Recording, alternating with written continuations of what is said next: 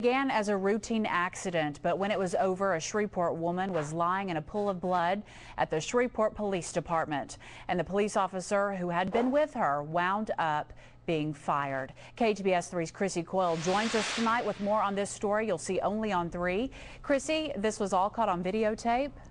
Well, Jody, at least some of it was, but a lot of this case revolves around what wasn't caught on tape. We want to caution you, some of the video you're about to see is very graphic. After Angie Garbarino had a wreck, Shreveport police took her in on suspicion of DWI. As this video shows, she was very argumentative. You're not going to let me call anybody. You're not going to let me call anybody. No, I need to call somebody. Well, I know we have some rules we need to follow. We need some rules, and I have rules too.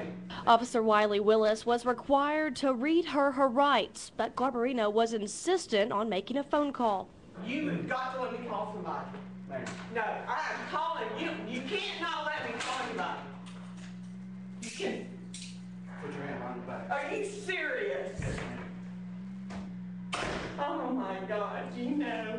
The rules you have to follow. At this point, the officer did not take her to jail, and things got worse. I have a right to call somebody right now, and I know that. Is this on the record? Yes, ma'am. It's good. Stop pulling away from me. No, I'm pulling away from me. Don't you touch me again. Don't you touch me again. Garbarino later got up to leave. Get away from me! Get away from me! Get away from me! Ow! God, I'm gonna call up. Seconds later, You understand, ma'am? Yeah, I understand. the officer stops the tape.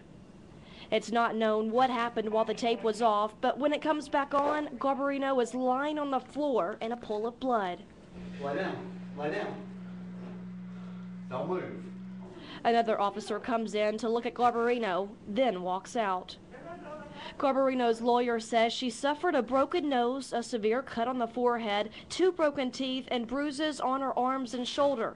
Attorney Ron Machota says Garbarino was not driving drunk that night. As to what happened at the police station, he says, quote, the whole situation could have been avoided if the officer had followed procedure.